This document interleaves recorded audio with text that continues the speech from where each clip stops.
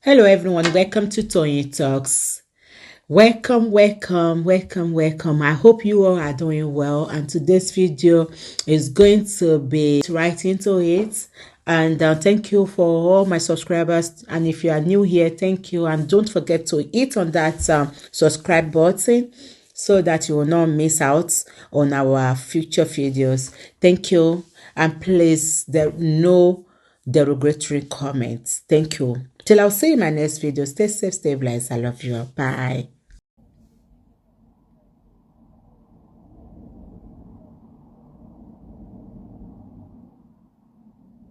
Bí mo ṣe ń sọ lọ jàre, Olútọ́lá Ládi, good afternoon àbí good evening. Sherry, wọ́n sọ̀rọ̀ lawyer yẹn every time. Now he went to write mi ìrírú lawyer tó bá wọn kọ petition yẹn rí o. Ẹ ka petition yẹn náà. Mi ìrírú ẹ̀ rí kí lawyer kọ àwọn petition bẹ́ẹ̀. Ṣé mo nǹkan tó ṣẹlẹ̀ ni pé Sherry Josie, wọ́n sì máa sìn dé bèbè ẹ̀wọ̀n. Ṣé ń gbọ́ mi? Ṣé èèyàn ẹ ń gbọ́ mi ṣá? Wọ́n sì máa sìn dé bèbè ẹ̀wọ̀n. Tẹ́ bá rí ẹ ṣá rí petition yẹn ti kà. Nǹkan tó wrong nínú petition yẹn ó pọ̀. Ṣé mo kó tún accuse wọn pé kàn check bank account wọn àbí? Ṣebí? Àbí ojú mi rí double fáwọn ọlọ́pàá. Okay, ó ní CCTV wà níbì kan tí ó sì ó ní pé wọn condone nílé ẹjọ́ ilé wo ló fẹ́ condone. Ṣé ilé tó jẹ́ pé kò sí wọn òbókù ńgbà tẹ́ pé ọlọ́pàá síbẹ̀, ọlọ́pàá òkú gan ti wà nínú sàárè. Ọlọ́pàá tó wà aware. I understand. So Josie Afa for no. Sherry autopsy yẹn on the 11 bí by ló máa bá wa. The petition, yes, the petition read that. Checking ka petition náà fún yín ni. Checking ka fún yín ni. Ṣé bí gbogbo yín lè rí náà. Ṣé bí gbogbo yín lè rí. Ẹ rí àwọn kan tó wrong nínú petition tí wọ́n kọ. Mi rí pé kí lawyer báyọ̀ kọ ru petition bẹ́ẹ̀ yẹn rí. Odindi lawyer Odumosu. Ẹ rí nǹkan tó kọ. Gbogbo nǹkan tó kọ síbẹ̀ ló wà implicating. Mi rí irú ẹ̀ rí. Kí lawyer kó support yàn láti kọ ru petition yẹn sí IG. Ọdún kò ní dọ́dọ̀ IG náà, ṣé mọ̀. Kò ní dọ́dọ̀ IG, kò tẹ́ ní dé table IG. Ẹ rí pé wọ́n ní reply, wọ́n ní ṣe kankan. I just pray they bury Mo at kinikan. Read it. Ṣé ẹ ká ni?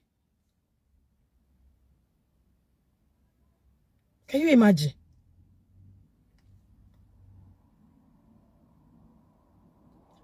Ẹ jẹ́ kí lọ gbé wá níbi tí wọ́n ti gbé síta.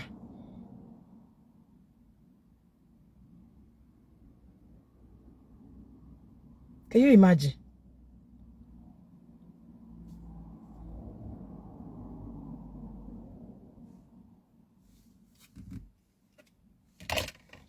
Ẹ jẹ́ n ká fún yín báyìí. She's ready láti gbọ́. The petition is just based on all the wrong narrative on etiquette. Ṣé rí gbogbo nǹkan tó wà lórí social media yìí lọ́kọ̀ sí petition tí ó sì prove fún. Ẹ jọ̀ọ́ nítorí Ọlọ́run tí àwọn ọlọ́pàá yẹn sìn tí wọ́n bá wá call attention lẹ̀ pé kó wá fún wọn ní proof petition yẹn. Wọ́n wá ní Wùnmí ṣe wọ́n.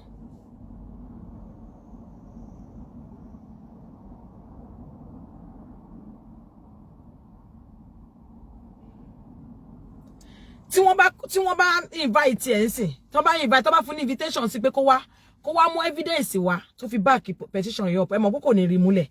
Orí TikTok ló ti rí gbogbo wọn.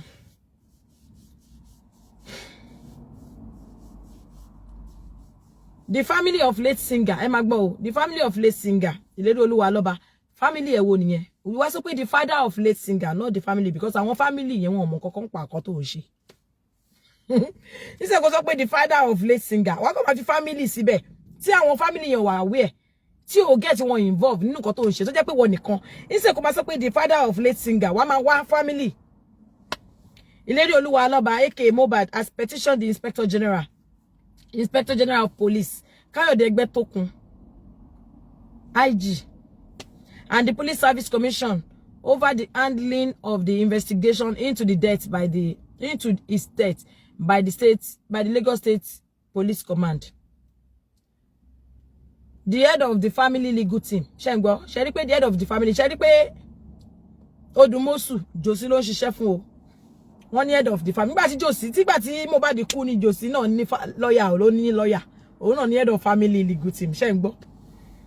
Taiwo Odumosu disclosed this in a statement he signed and sent to Punch Metro on Thursday. Odumosu in the statement noted that how the case has been managed raised serious questions about the officer's professionalism, diligence and integrity. The family specifically demanded the replacement and probe of all the police officers. No, demand for replacement. Àti pé kí wọ́n probe àwọn police tó wà in charge, tó wọ́n involved nínú case, kó probe wọn láì ní evidence.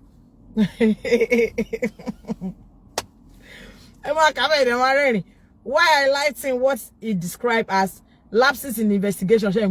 Odumosu alleged that the officer in charge mishandled the crime scene. Only Odumosu alleged that the officer in charge mishandled the crime scene. Báwo ló ṣe mishandle ẹ̀? Nígbà tí Mohbad kú, báwo ló ṣe mishandle ẹ̀? Kí ló ṣẹlẹ̀ sí crime scene? Kí wọ́n condole níbi tí wọ́n ti rókù àbí? Ṣé kí wọ́n condone seal up ibi tí wọ́n ti rókù tó kù ti wọlẹ̀? Ṣé ó gba permission kó fẹ́ lọ sin òkú? Ẹ ti understand? Ṣé bàbá Mohbad gba permission pé ẹ jọ̀ọ́ ọmọ kú a fẹ́ lọ sin òkú? Ṣé wọn kì í máa gba permission kan tó sòkú ni? Ẹ jọ̀ọ́, ṣé Lagos State ò kí ń fún yàn permission? You get a permission before you bury somebody. Did you do that? No. Ṣé ní gbogbo offense ọba ka gbogbo offense ẹ fún ẹ, ìwọ gan wá wò pé ṣé wọ́n lọ ṣàdúró ẹ̀ṣẹ̀ because ó ti ṣẹ̀ṣẹ̀. You went to bury this boy without any permission from the government. Aderonke, only matter you just reach inside your head. You think IG is daft. Okay, you like Abio and Magboma.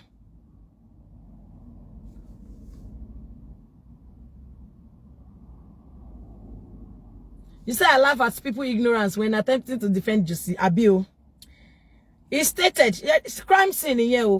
The crime scene. You did not call the police to the crime scene in the first place. Did you call the police to the crime scene? No. The boy was buried before the police got involved. Ẹjọba ò ní ọlọ́pàá ṣe máa wá lọ condone crime scene. Ṣé bẹ́ẹ̀ yẹn wọ́n rí bí crime scene? Crime scene dà. Ìyẹn lọ́mọ tí wọ́n tẹ̀ rókù. Ṣé ọlọ́pàá fojú rókù ni tí wọ́n máa condone ilé? Kẹ́tó condone ilé àbí kẹ́tó seal up. You go to a property. You call the police to the property, to the house. See crime scene. Then the police will come there and see. Tí wọ́n bá dé rí, then crime scene yẹn. Àbí? Wọ́n take photograph. Wọ́n ṣoríṣiríṣi. But now, the boy was buried before the police got involved. So báwo ni bẹ́ ṣe jẹ́ crime scene? Ẹ máa gbọ́ o. He stated, upon the initial report of Mohbad's death to the police, the crime scene was not condoned. Upon the initial report of Mohbad's death. Kí ni initial report? What is the initial report of Mohbad's death to the police? What is the proof that you reported Mohbad death to the police? Do you have anything to prove it? No. If you go to police station to report anything, they will give you a report. They will give you, either they give you the report or not, they will still give you something to show that you were there. Nothing. No statement, no letter, nothing to show that you were there.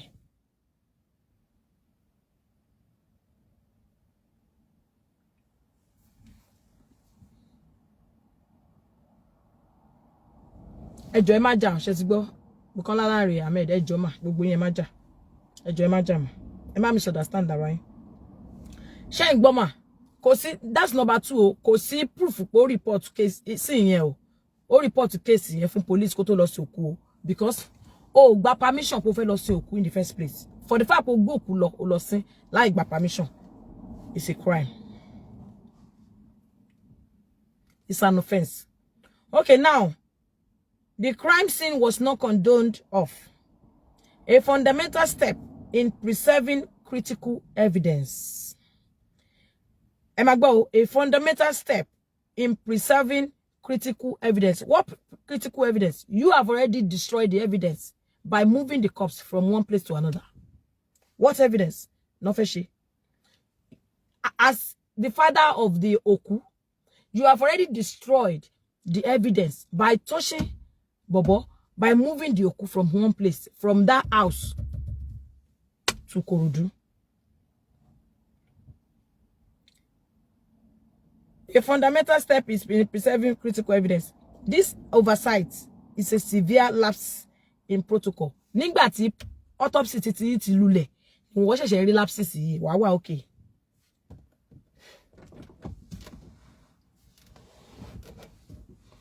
Ṣé ń gbọ́?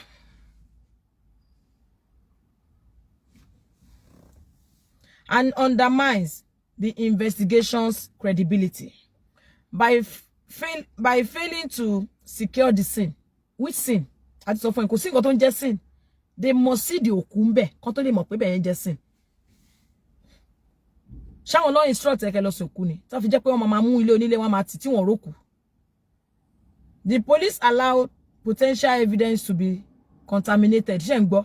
Police allowed potential evidence to be contaminated. Ìwọ tó gbókù tó gbé kúrò lé tó lọ sí, ìwọ contaminate evidence. Wo? To be contaminated or destroyed, significantly hampering any effort to uncover the truth behind this tragic incident. Ṣé ń gbọ́ wèrè? Rather, ṣé ń gbọ́ story wèrè. There is evidence that Ìlérí Olúwa Ọládìméjì installed CCTV. Ṣé ń gbọ́? Ọ̀rọ̀ tó ń gbọ́ lẹ́nu Prime Boy ní evidence yo. Ṣé ń gbọ́? There is evidence that Ìlérí Olúwa Ọládìméjì installed CCTV. Lawyer kan ló bá wọn kọ lé iyo tó béèrè evidence yẹn dà.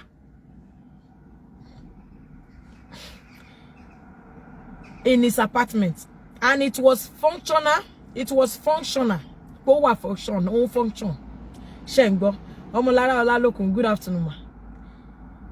However, upon the incident of his death, the DVR of the newly installed and functioning CCTV was removed. Were you there?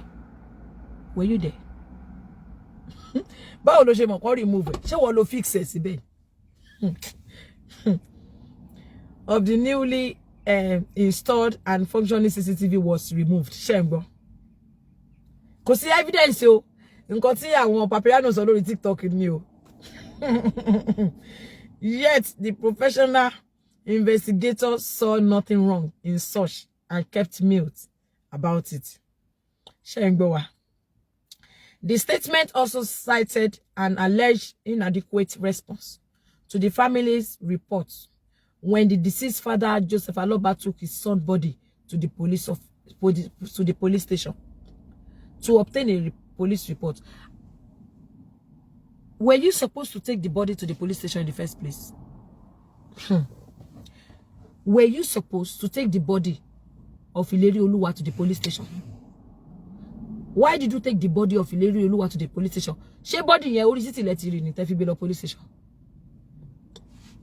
Ṣé ń gbọ́? Only Joseph Aloba took his son's body to the police station to obtain a police report which he needed to present at the morgue. Ẹ jẹ́ kí n sọ fún yín. Ṣé fẹ́ gbọ́? Ẹ fẹ́ gbọ́? Autopsy wọn ó ti lulẹ̀. Òun result pé ó lulẹ̀. Ẹ ti get. Ẹ jẹ́ kí n sọ fún yín. Ṣé ń gbọ́ mi? Mo ń bọ̀. Ṣé ń gbọ́ mi? Ẹ jẹ́ kí n kà tán kí wọ́n á sọ̀rọ̀ lé lórí. Odumosu said instead of receiving prompt assistance and support by initiating an immediate investigation and potential arrest, Mohbad's father was allegedly denied the police report after waiting for about 3 hours. The family also alleged that the police overlooked the evidence and testimonies review at the coroner court proceedings. Kini nǹkan tẹ́ sọ coroner? Kini nǹkan tó sọ coroner?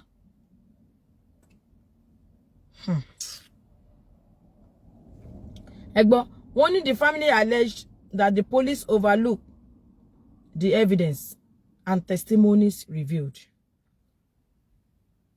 The family alleged the police overlooked the evidence and testimonies revealed. Ṣé ọlọ́pàá àwọn ló ní coroner ni. Review at the coroner court. Ṣé ń gbọ́ irú lawyer ò lélẹ̀.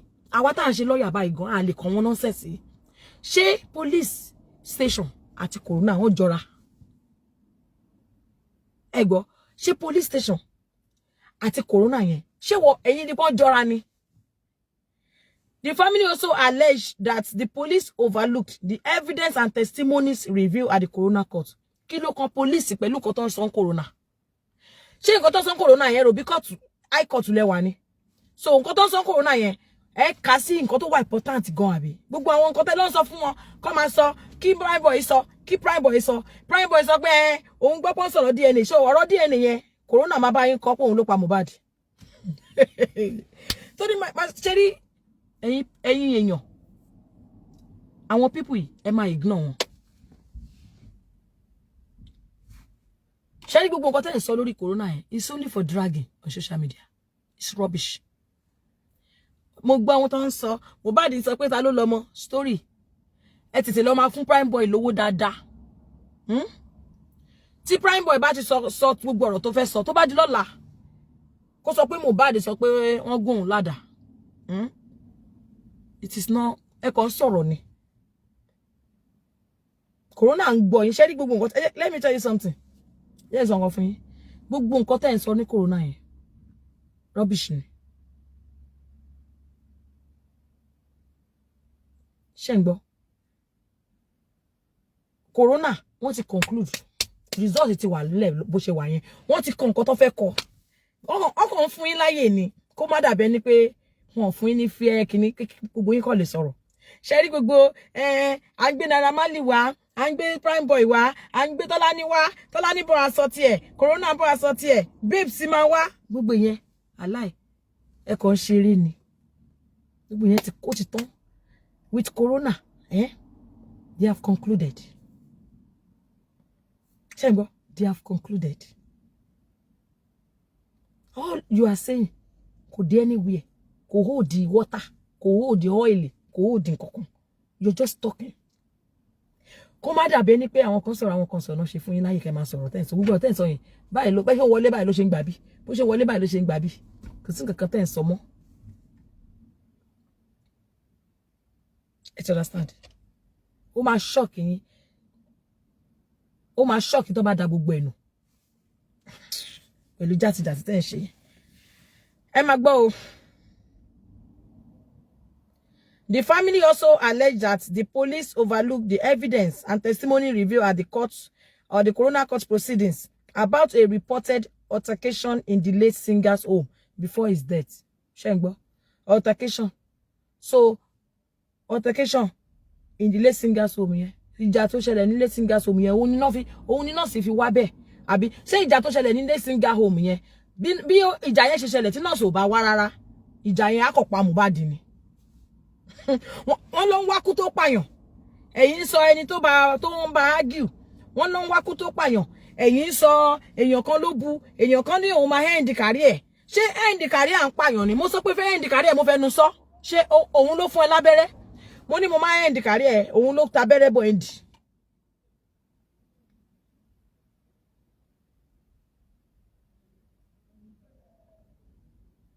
Adérónkẹ́ Adéṣínà kí ló ṣẹlẹ̀ tẹ́ ń bú àwọn èèyàn bíbá who is this person? Adérónkẹ́ Adéṣínà kí ló ṣẹlẹ̀ who is brainless kí ló dé ta lẹ ń bú?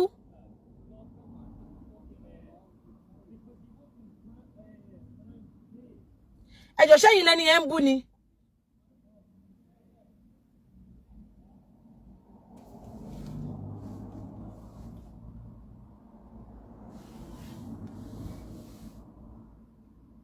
Ṣé altercation yẹn òun ló pa Mohbad ni? Altercation yẹn ṣé òun ló pa Mohbad? Wọ́n corona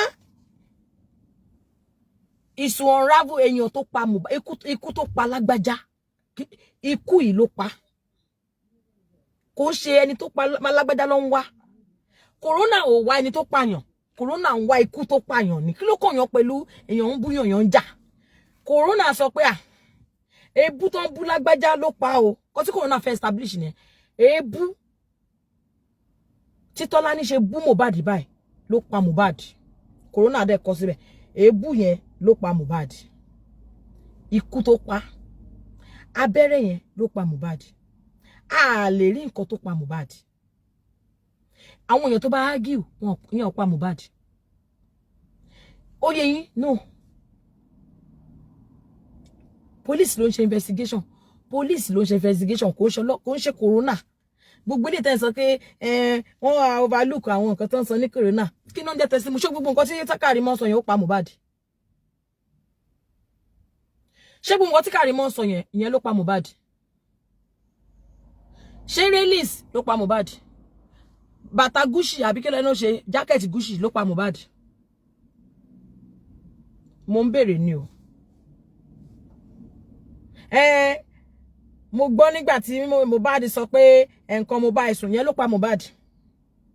Nǹkan ni mo bá ẹ̀sùn yẹn ó pa Mohbad àbí. Mi ti ẹ̀sùn mọ́ ẹ rárá ó pa Mohbad.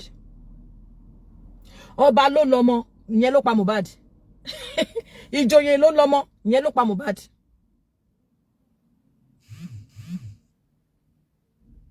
Ṣẹ́gun Ajírọ́ba ni bàbá ọmọ ṣé yẹn ló pa Mohbad. Anybody ló lè jẹ́ bàbá ọmọ. Ọlọ́run ẹ kò máa ń take gbogbo Corona. Ẹ máa gbọ́ o. Why also citing lack of forensic examination? Ṣé ọlọ́pàá ti sọ fún ẹ pé àwọn ṣe forensic? You're just jumping. Before you petition anybody, before you appeal to any case, you have to get the results first. Ṣé tó bá ṣe application fún nǹkan tó ti grant ẹ, ó tún máa appeal ni.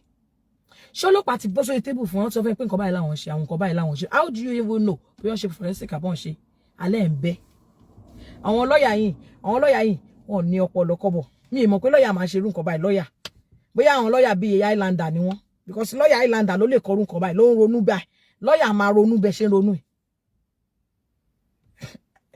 Irú ṣítù yẹn kò lè bá yín kọ nǹkan báyìí. Ṣé ń gbọ́ o? While also citing lack of forensic. How do you know? Why did you say lack of forensic?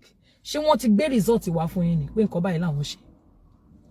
Lack of forensic examination, possible cover-up, and lack of transparency. Odumosu alleged that the whereabouts of the deceased phones, which could potentially provide crucial clues regarding the circumstances leading. How do you know? Tí wọ́n bá ti mọ phone number Mohbad, ṣé wọ́n lè ṣe forensic ni? Must they take the phone? Ṣé wọ́n ní láti gba phone ni? Tó bá fẹ́ ṣe phone forensic, ṣé wọ́n ní the phone yẹn ni?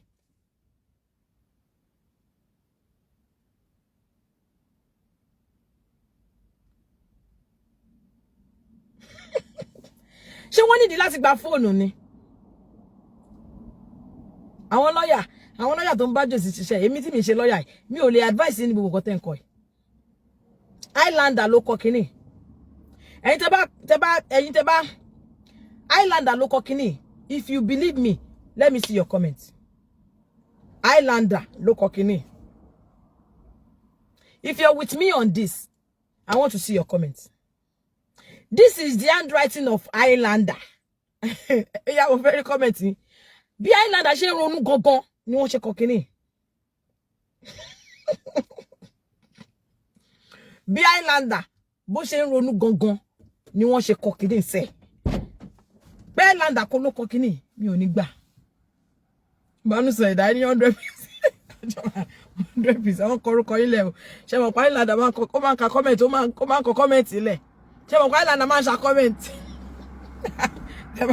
Ṣé mo pa Highlander ó máa ń ṣa comment. Ṣé mo comment máa ń dùn Highlander gan.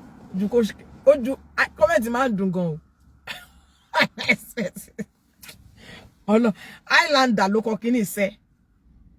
Highlander ló kọ. Ọlọ́run Highlander ló kọ kíní. Bí Highlander ṣe ń ronú gongongongo. Bí mo ṣe ń kà báyìí, mo rí Highlander ń bẹ. Highlander ló máa kọ kíní. Ẹ jọ̀ọ́ ṣé kì í ṣe pé Highlander ló Odùmọ̀ṣù yẹn ṣá. Ṣé kì í ṣe pé ọkọ̀ mọ́mọ́ change orúkọ. Ṣé Odùmọ̀ṣù yẹn ṣé kò ṣe Highlander ṣá?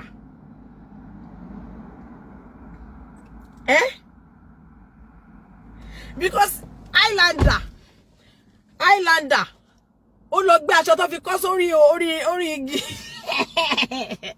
Highlander gbé aṣọ tí wọ́n fi kọ́ sórí irin tí wọ́n fi nulẹ̀ nílé Mohbad, ó gbé sórí igi sórí stair sórí eré ó wá ya fọ́tò ẹ̀, ó ní pé òun ti rí ẹ̀jẹ̀ o, àṣírí ti túṣẹ́ ìgbọ́. Highlander ló kọ kíní.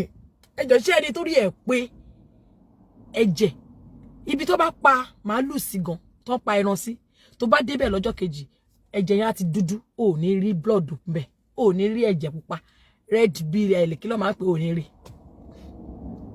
Kí ẹ̀jẹ̀ ọdún kan kéèyàn sì rí nínú aṣọ. Ẹ̀jẹ̀ wọ́n yí ẹ̀ kéèyàn sì máa rí kẹwàá hang ẹ̀ ó wá kọ́ àṣírí ti padà tú o. Highlander ti like owó jù kó lè ronú dáadáa. Highlander ó lè kú nítorí owó, ó lè pààyàn nítorí owó. Ẹ máa gbọ́ o.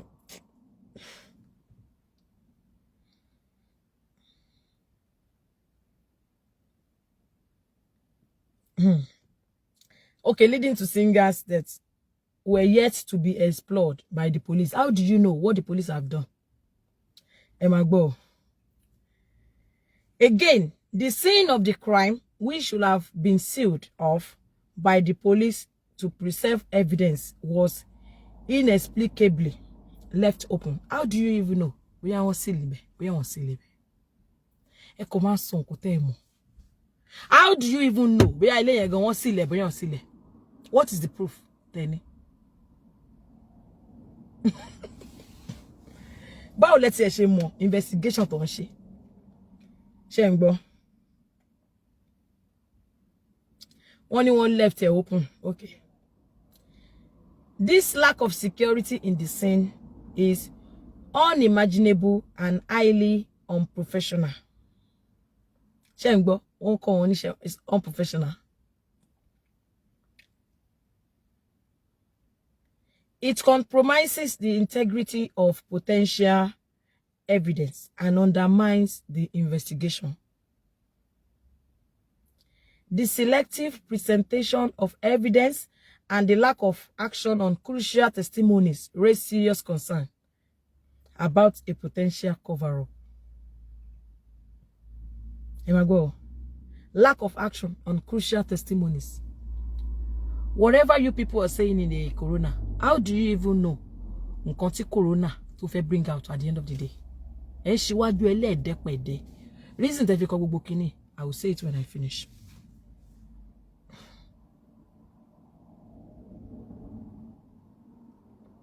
It is imperative to question who the officer might be protecting. Can you imagine? Who the officer might be protecting, on whose instruction, and why such a high-profile case is being handled with such apparent disregard for standard investigative procedure. Who told you that this case is high-profile case? How do you know? So lójú títì yín tó dá tí sọ̀rọ̀ lórí social media, tó dá tí sọ̀rọ̀ justice for Mohbad lórí social media, lójú títì ẹ high potential àbí high profile case ni. Because we have been talking because à níṣẹ́ à ń sọ̀rọ̀ Mohbad lórí social media. Òun ló fún ẹ ní impression láti máa wò pé high profile case ni ọ̀rọ̀ Mohbad. This Mohbad case is a very straightforward case. Kò sí nǹkan kan tó wà tó yà bàrà ńbẹ̀. Very straightforward. Ọmọ secondary school gan ó lè ṣe case. Kò sí nǹkan kan bẹ́ẹ̀. Just because ẹ̀yin níṣẹ́ lórí social media àtàwọn tẹ́bí ń pa àtàwọn tó ro oúnjẹ jẹ. Some believe so much lórí social media kó social media máa gbóúnjẹ sórí table fún à ń sọ. Torí pé à ń sọ ó ti believe pé high profile case ni. Ṣé Boko Haram ni ọ̀rọ̀ Mohbad ni? Ṣé ọ̀rọ̀ Boko Haram nílé?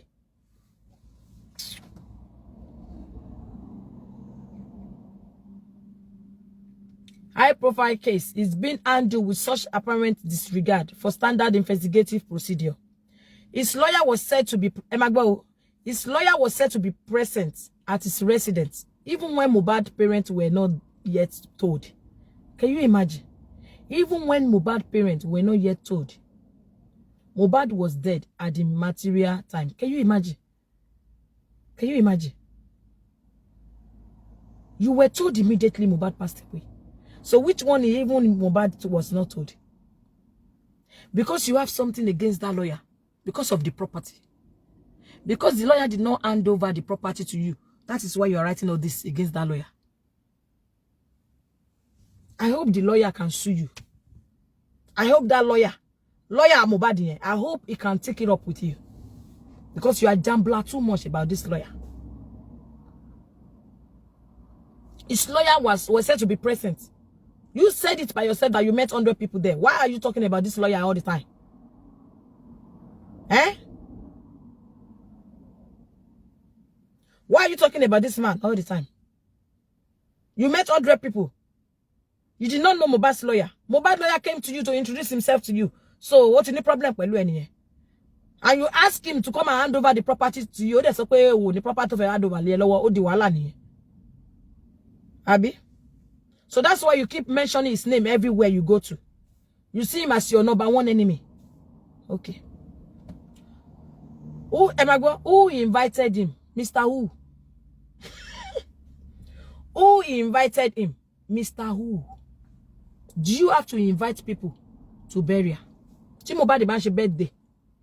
Do you have to invite people to a burial? Mohbad Ban's birthday, you are left, right, and center. It doesn't have to invite anybody. It's a public person. It's a public person. Mohbad was a public figure. So, Mohbad was there. Mohbad passed away. I want you. So, one láti invite èèyàn. Kí Mohbad máa ṣe wedding. Gbogbo be akún. Kò ní láti invite wọn.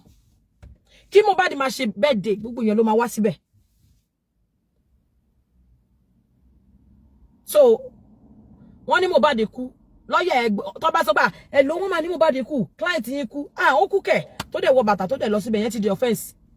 Wọ́n tún máa ṣe ọmọ petition tó wá síbi tó ti ṣòkú ni. Torí property. Torí ogún. Only who invited him?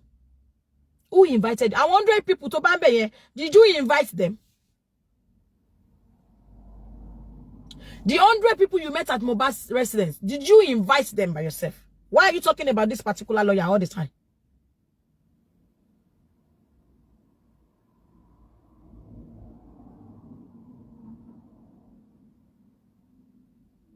Mohbad lawyer. Ó yẹ kẹ́ petition bàbá yìí ni ó fẹ́ bá yín lórúkọ jẹ́. Ọ̀tọ̀ ló ní one fingerprint, one thumbprint ní nǹkan tí ó make sense. Just because ó fẹ́ gbé lawyer yẹn sẹ́nu àwọn wèrè tó ní sense lórí social media tó ń jà fún ẹ blindly. Tó kì í lórí. So then bá wà pẹ̀lú ẹ̀sìn, you think I can be doing what they're doing? I can't do it. Má kàn máa wòra mi ní pé Tọ́lání àbó ti sick ni. Ṣé ó gbọ́ nǹkan tí bàbá yín sọ ni? Tọ́lání àbó ti sick ni. Ṣé ó gbọ́ nǹkan tí màá yín sọ ni? Ẹ máa gbọ́ o. Ó ní who invited him? What did he come to do? Only what did he come to do at such a dark period of the day? So, the 100 people you met at that residence, did you ask them the same question? No. I want to find 2 million. Show be long. 2 million. You never ask question. The people that gave you 2 million naira to go and bury Mohbad by force, by fire, did you ask them question? Only pay. He was not invited for questioning. What is your problem with inviting people? How can police invite people that were present at the burial? The people that was present at the burial, báwo ló ṣe máa invite wọn for questioning? Ṣé àwọn ọlọ́pàá Mohbad ni? Ṣé bí Mohbad ti kú kó àwọn tó débẹ̀? Ṣé àwọn ọlọ́pàá Mohbad?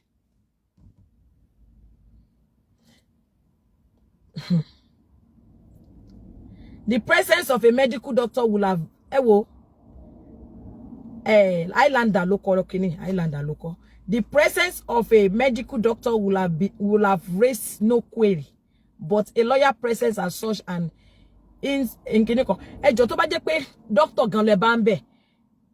lẹ́yìn tẹ́ sọ pé nígbà tí wọ́n Mohbad kú pé wọ́n la ikùn ẹ̀ wọ́n gbé kidney àbí kí ló gbé síta organ ẹ̀ pé wọ́n ti tà tó pé doctor ni ẹ̀yin bá ń bẹ̀ tó pé doctor Mohbad lẹ bá ń bẹ̀ ṣé ẹni sọ pé òun ló lakùn ló gbé organ ẹ̀ tó síta tó tà fún wọn.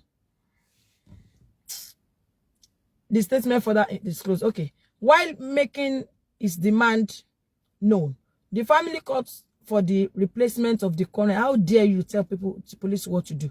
The family called for the replacement of the current team. Replacement of the current team.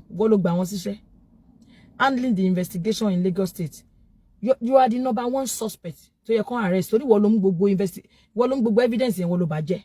Mr. Loba, and le bag evidence in Jekwata. Because you went to bury Mohbad. Ẹ̀yin lẹ gbà lẹ lọ bury Mohbad láì gba permission láti sin Mohbad.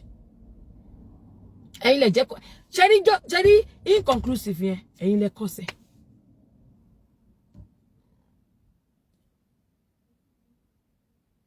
Handling the investigation in Lagos State by experienced investigators from the first. How do you know the experienced are not non-experienced one? Those investigators, these investigators should conduct a comprehensive and unbiased investigation, considering all available evidence and testimonies. Bring all police officers involved to justice. Shengbo.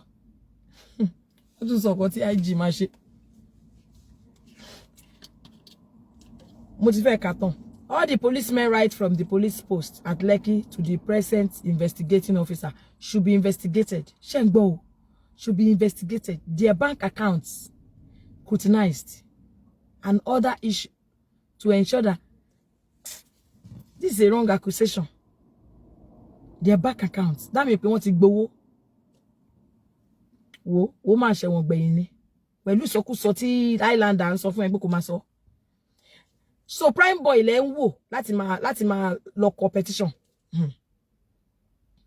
So prime boy ti sọ pé CCTV wà nù lé kí ni proof tó ní. The statement added, when contacted the police, the first public relation officer, Muyiwa Adejobi, did not respond to calls made to his telephone. A text message sent to him had yet to be replied as of the time this report was filed. So Muyiwa Adejobi mama replying, the lawyer and the head of the family should be. You will see the outcome of this. This is totally wrong, because you can't accuse the policemen. They won't go. Stop one bribe one with no evidence. You just talk about people like that. Sure you get. Okay. And then can Maso unkoti mori observation to me. That is my own observation. Islander to the on social media. We shall mash show kusha. Islander. Oh like owo ju kilo dale lo. Islander.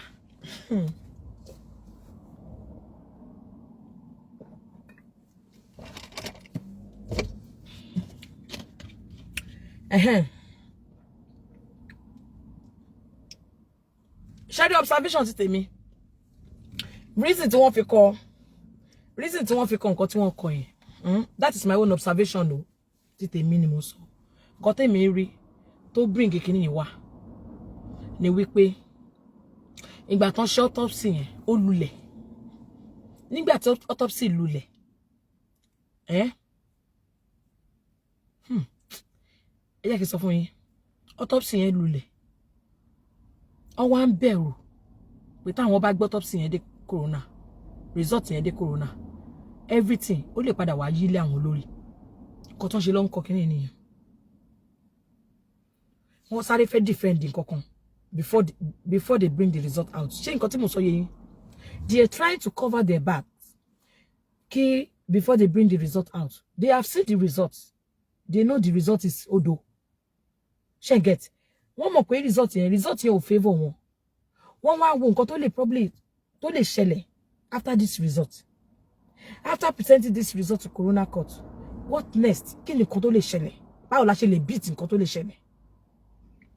Ó lè padà wá dé àlé mi lórí. Because the inconclusive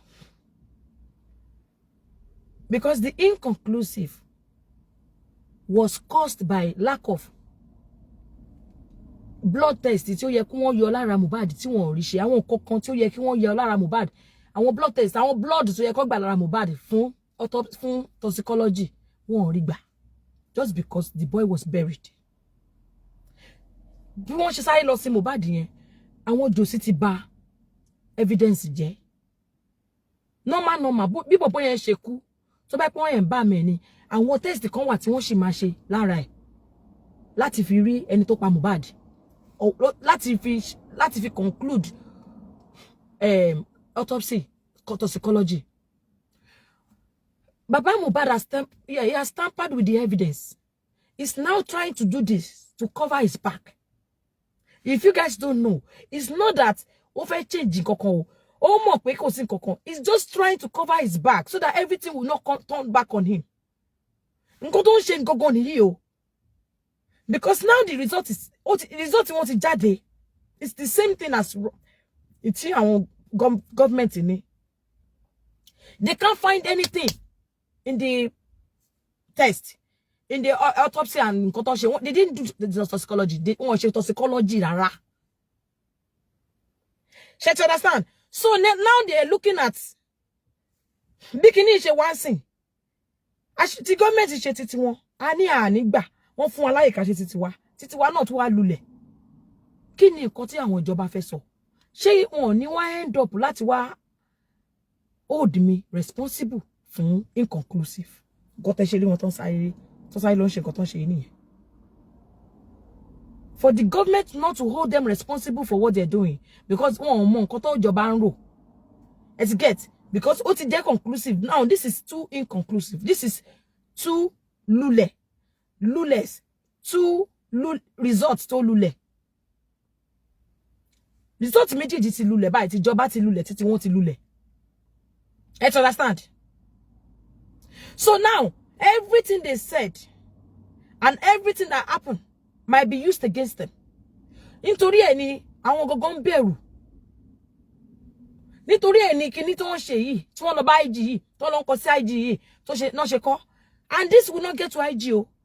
This will not get to IG. Àárín méjì lele tí máa dúró tán tí máa throw ẹ̀sìn bin. But this is rubbish. And everything that you said in this thing, I want to advise Mr. Loba. I don't know them. Bí mo ṣe wà tí mi kì í ṣe lawyer. Me lè advise in your buy. Everything you said, you wrote in that petition, they can use it against you. Confirm. For you to accuse the police, we won't gba bribe, call scrutinize the account one year. It's an offense. It is you that will bring the proof of them taking money out. They can one day invite Josio to go and bring evidence of Josie will not have evidence. They can get invited. They can invite Joseph. Láti lọ gbọ́ àwọn proof nǹkan tó sọ wá. Anytime you want to accuse somebody of aṣẹ́wó ẹni yìí domi lọ́kọ, you need to have your proof. Tó bá ti ní proof, don't talk about it. Only telling you about febe. You understand? You said they should scrutinize the policemen accounts without any proof. You need to have proof to write such letter. Money proof pé wọ́n gbowó lọ́wọ́ àwọn èèyàn kan. This is the proof. Ṣé ti get nǹkan tí mo sọ? Mr. Loba doesn't have proof against them. So now, you said what they said ní corona, àwọn testimonies wọn. Nǹkan tí wọ́n sọ ní corona yẹn, what does that got to do with the police? The corona was not set up by the police. Kò sí nǹkan tó kọ ọlọ́pàá pẹ̀lú nǹkan tí corona ń ṣe. It's now the corona court will send the nǹkan tí wọ́n rí, nǹkan tí wọ́n establishment when they will establish this is the nǹkan tó pa Mohbad. They will now send it over. That is all. Àwọn ọlọ́pàá ti ṣe investigation wọn. Gbogbo àwọn rubbish tí Prime Boy ń sọ ní corona yẹn kò count kò jọ nǹkan kan. Nǹkan tó sọ ní police lọ́dọ̀ àwọn ọlọ́pàá yẹn gogo ló count. Meanwhile Prime Boy ò sọ fún ọlọ́pàá pé wọ́n sọ̀rọ̀ kò sọ fún ọlọ́pàá pé wọ́n sọ̀rọ̀ kí ló ń pè pé wọ́n sọ̀rọ̀ DNA o. No, kò sọ fún ọlọ́pàá. Nígbà tẹ́ lọ fún Prime Boy lówó ló bẹ̀rẹ̀ sí ní sọ. Tá bá bèèrè lọ́wọ́ tèmi sí pé mo sọ pé wọ́n fún Prime Boy lówó. Kí ni nǹkan tí mo rí? mo ní proof bí 13 promise ní heaven and earth 10 sọ pé we are 30 celebrate so ṣe ní sìn pé mi ní proof ibi 30 celebrate pé you did well mo ní then again ẹ jẹ́ kí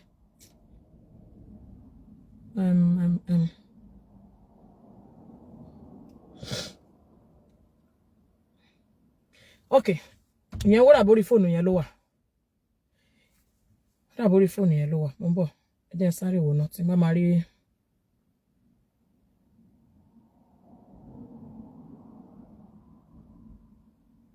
ṣé bẹ́ẹ̀ yẹn ló wà ní.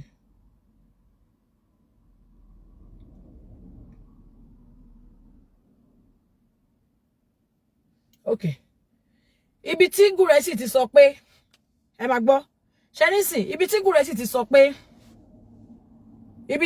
ti sọ pé Odùmọ̀ṣù ó mentor prime boy títí tó fi dé corona ni èmi ni lọ́wọ́ so tèmi bá sọ fún yín pé gbogbo nǹkan tí prime boy yìí sọ irọ́ ni mo lè prove ẹ̀ Gúrẹ́sì ló fẹnu ẹ̀ sọ ó ní gbogbo nǹkan tí prime boy sọ àti spending pé àwọn mentor wọn ó ní Odùmọ̀ṣù ó mentor ó dárúkọ ó ní Odùmọ̀ṣù ó mentor prime boy ó mentor spending títí tó fi wọ corona ni láti sọ nǹkan tí wọ́n sọ yìí káwọn lè achieve nǹkan tó sọ yìí ṣé kò yé yín so gbogbo nǹkan tí prime boy sọ tẹ́ ń kọ pé kó sọ ẹ ti gbàgbé wípé nígbà tí kíní ìṣẹ̀lẹ̀ tí prime boy ò tí mọ̀ yín prime boy ti give statement tí kò lè change kò tí mọ̀ yín kò tí mọ̀ àwọn ìránṣẹ́ ìṣù ń gbà yín kò tí mọ̀ yín gbà yín ó ti give evidence títí ẹ̀ ó ti sọ nǹkan tó mọ̀ gbogbo corona yìí kò débì kankan corona kò ló ṣe investigation gbogbo rádaràdá tẹ́ ń sọ níbẹ̀ is just to establish the death of Mohbad nǹkan tó pa Mohbad the cause of his death simple kò ń ṣe ó bá yàwó ẹ̀jà yàwó ò kí ń kí yàwó ẹ̀ so mú yàwó ẹ̀ ní máa end of career yàwó nígbà tó fẹnu sọ pé máa end of career ṣé ohun tó fi sọ pé ẹnu tó fi sọ pé máa end career yẹn ó ti pààyàn nìyẹn máa end career ẹ mo ti pààyàn nìyẹn ó wà nínú báwo ló ṣe jẹ́ pé ọkọ ẹ̀ síkì òun ṣe fried rice kò ní jẹun ṣé ọkọ tí yín bá síkì inú ilé ẹ̀ ń dáná ẹ̀ ń sóúnjẹ fọ́kọ tí yín ṣe lẹ́dí ẹ máa di ọkọ yẹn mú báyìí síbẹ̀ ni so gbogbo nǹkan tẹ́ ẹ̀ sọ yẹn kò hold anything it's just for social media thank you precious it's just for social media gbogbo nǹkan tí prime boy sọ ní police station prime boy said and I quote I did not hear what they were talking about. My friend was fighting me because I called him a name. Tí kò kí n like kó gbọ́. Ó ní orúkọ kan tí mo máa tíyàn bá pe Mohbad. Téyàn bá ti pè lórúkọ yẹn, ó máa ń trigger. Orúkọ yẹn ni mo pè ló fi trigger. Ó lóun trigger Mohbad. Ó ní orúkọ kan tóun máa ń pè. Ó ní anybody tó bá pè lórúkọ yẹn. Ó ní Mohbad ó máa ń ní mental, ó máa ń mad.